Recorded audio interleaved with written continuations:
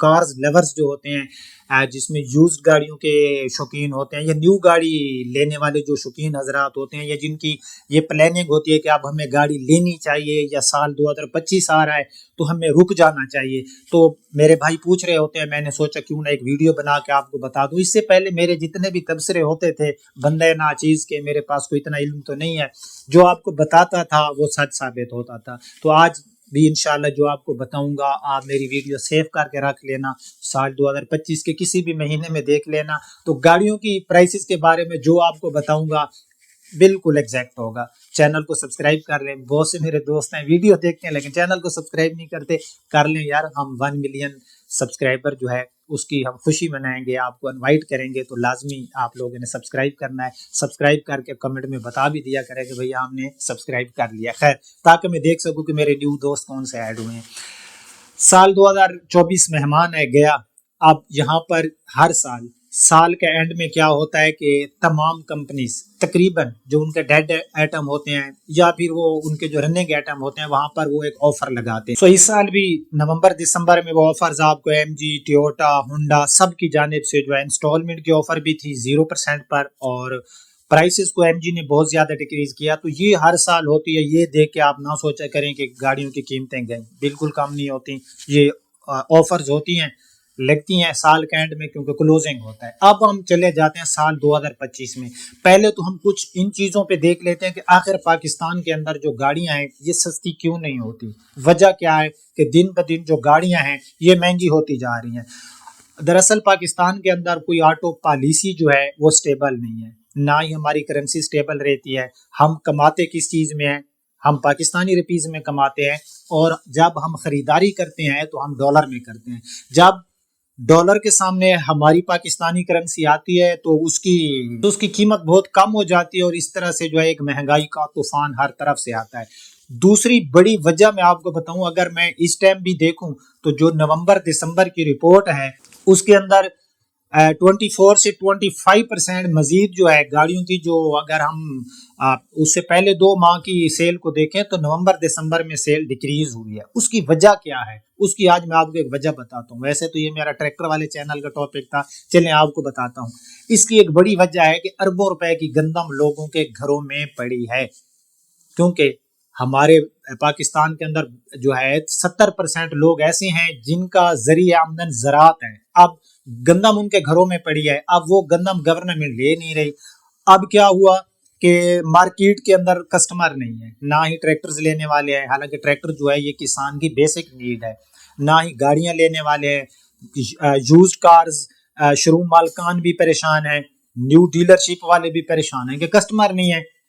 سو ایک میں آپ کو بتاتا ہوں کہ جو مارکیٹ کریش کر گئی ہے اس کی ایک بڑی ریزن ہے، سب کو اپنی اوقات کا پتہ چل گیا ہے کہ اگر ہم کسان کو فیسلٹیز نہیں دیں گے تو ہمارا جو ملک ہے پاکستان ہے اس کا پہیہ جام ہو جائے گا۔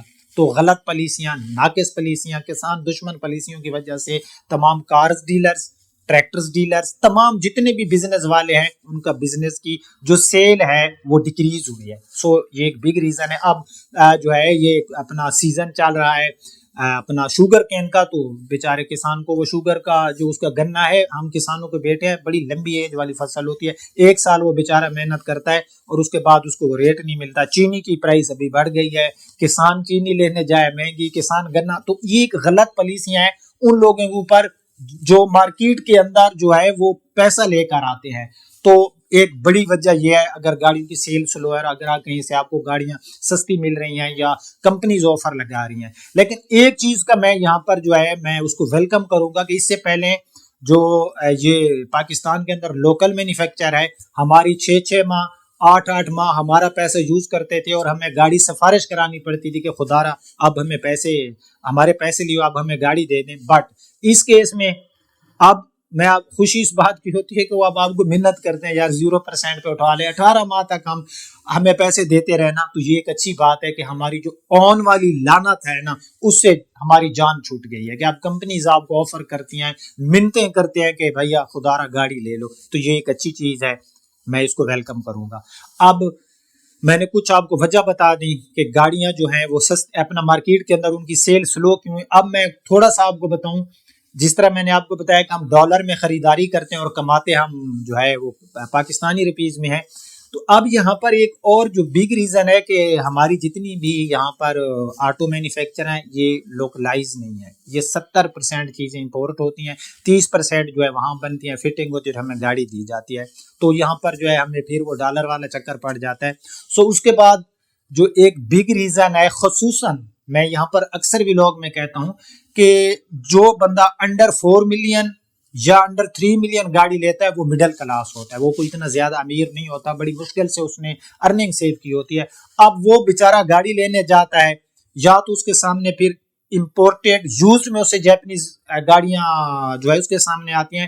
اگر وہ لوکل میں نیو کی طرف جاتا ہے تو پھر سزوکی کی گاڑیاں آ جاتی ہیں جو کہ سٹارٹ ہو رہی ہوتی ہیں 23 لاکھ سے, اور آگے وہ 50 لاکھ تک چلی جاتی ہیں, اور وہ بھی سیڈان نہیں ہوتی, ہیچ بیک ہوتی ہیں. یہاں پر پاکستان کے اندر میں نے آپ کو بتایا نا کہ جو آٹو پالیسی ہے وہ ناقص ہے, اسٹیبل نہیں ہے. بنانے والا جو ہے وہ مجھے اس کی آج تک سمجھ نہیں آئی کہ وہ کیسا بندہ ہے کہ جو ہے وہ جو اپنا کراس ایس یو وی ہے جو 8 ملین یا پھر 1 کروڑ مطلب 10 ملین کی گاڑی, اس میں جمعہ بازار لگا ہوا ہے. ایم جی آپ لینے جا رہے ہو تو ایم جی ہے, اپنا ہنڈئی کی ٹوسان ہے, اس کے بعد جو ہے ٹیوٹا کی کراس ایس یو وی ہے, ہیول کی ہے, اس کے بعد جو ہے اوشان X7 آ جاتے ہیں, چنگان وغیرہ کا, اور بھی بہت سی کمپنیز کے آ جاتے ہیں. تو وہاں پر ہائیبریڈ ٹیکنالوجی بھی ہے. اب جو بندہ 80 لاکھ یا 1 کروڑ کی گاڑی لینے جاتے ہیں وہ امیر آدمی ہے. اب ہم آ جاتے ہیں جو ہے مڈل کلاس طبقہ جو ہے وہ گاڑی لینے جائے تو بھائی سزوکی اسے ویلکم کہتی ہے, باقی کوئی اس کا مقابلے میں لوکلی طور پر گاڑی بناتے نہیں ہے, نہ ہی ہونڈا بناتا ہے, نہ ٹیوٹا بناتا ہے, کوئی بھی نہیں بناتا. ٹھیک ہے, تو ایک تو یہ چیز لے کر آنی چاہیے کہ چھوٹی گاڑیاں تمام کمپنیز کو بنانی چاہیے. ایک اور جو وجہ ہے وہ وجہ ہے ٹیکس. اب آپ ایک جو فارچونر لیتے ہو نا جس کی پرائس میں 2 کروڑ 15 لاکھ ہے, اس میں 1 کروڑ روپیہ جو ہے وہ گورنمنٹ ٹیکس لیتی ہے. اگر آپ 30 لاکھ کی سوزوکی کی گاڑی لے رہے ہو اس میں 15 لاکھ روپے گورنمنٹ ٹیکس لیتی ہے. اب یہاں پر کیا ہوگا, ان کا ٹیکس بھی کم جنریٹ ہوتا ہے اور سیل سلو ہو جاتی ہے. اب وہ فارچونر پہ اگر 50 لاکھ کا ٹیکس لیں تو 50 لاکھ اس کی قیمت کم ہو جائے گی, زیادہ فروخت ہوں گے تو زیادہ ٹیکس جنریٹ ہوگا. یہ کہتے ہیں ایک ہی گاڑی میں ہم سارا ٹیکس لے لیں, ایسا نہ کریں. آپ 30 لاکھ والی گاڑی پہ 15 کے بجائے آپ 7 لاکھ ٹیکس کریں, آپ کا ٹیکس زیادہ آئے گا, گاڑی کی سیل زیادہ ہوگی, مارکیٹ سٹیبل ہوگی, مارکیٹ میں پیسہ آئے گا. اور آپ کو جس طرح یہ آئی فون ہے نا, اس کو 2,30,000 2 لاکھ پلس میں یہ پی ٹی اپروو ہوتا ہے. اگر اس کو یہ 50 یا 60,000 کر دیں, کتنے لوگ ہیں جو اپنا بغیر پی ٹی اپروو کرائے وہ فون چلا رہے ہیں. تو بھائی جب آپ اس کو آسان کرو گے تو لوگ اس کو اپروو کرائیں گے, پی ٹی اپروو کرائیں گے, ٹیکس زیادہ آئے گا. ٹیکس جو ہے اس کو کم کریں گے تو آپ کو ٹیکس زیادہ جنریٹ ہوگا. ایک بڑی یہ وجہ ہے.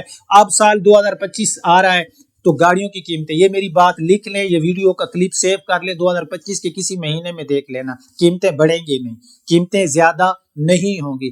ہاں قیمتیں کم ہو سکتی ہیں لیکن زیادہ آپ کو فرق نظر نہیں آئے گا. یہ نہیں ہے کہ 50 لاکھ والی گاڑی آپ کو 40 کی مل جائے گی یا 35 کی مل جائے گی, ایسا پاسبل نہیں ہے.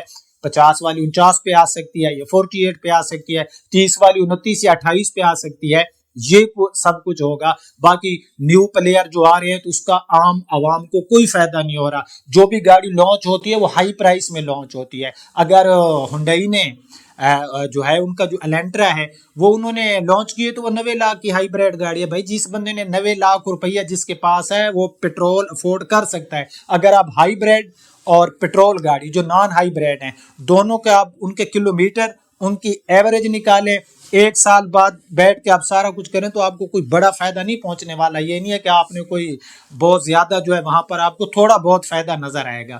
تو مارکیٹ 2025 میں جو گاڑیاں ہیں گاڑیوں کی قیمتیں زیادہ نہیں ہوگی, لیکن قیمتیں اگر کم ہوگی تھوڑا بہت ڈالر کی قیمت کی وجہ سے, کچھ جو ہے سیل سلو ہونے کی وجہ سے کمپنیز تھوڑی بہت آفر لگائیں گی. ہاں ایک چیز میں آپ کو بتاتا جاؤں کہ آج 16 دسمبر ہے, آج اسٹیٹ بینک کی ایک نیو پالیسی آنے والی, اس کے اندر مزید جو مارک اپ ریٹ ہے جس کو ہم شرح سود کہتے ہیں وہ کم ہونے والی ہے. تو آپ کو بینک سے جو ہے بینیفٹ مل سکتا ہے, یا جو لوگ قرض وغیرہ لیتے ہیں ان کو بینیفٹ مل سکتا ہے. تو یہ میں نے آپ کو مارکیٹ کی جو ایکچوئل ایک چیز تھی وہ میں نے آپ کو بتا دی کہ اگر آپ نے گاڑی لینی ہے آپ آنکھیں بند کر کے لے لیں. زیادہ دیر تک رکے رہیں گے کہ گاڑی سستی ہوگی، کوئی بڑا بینیفٹ آپ کو نہیں ملے گا۔ آپ یہ اپنی رائے کمنٹ سیکشن میں دیجیے گا، ہماری باتیں کیسے لگی یار بتا دیا کریں، کمنٹ کر لیا کریں، اور ویڈیو پسند آئی ہو تو اس کو لائک اینڈ شیئر کرنا، چینل کو سبسکرائب کرنا۔ ملتے ہیں کسی نیکسٹ ولاگ میں، تب تک کے لیے اجازت دیجیے، اللہ حافظ۔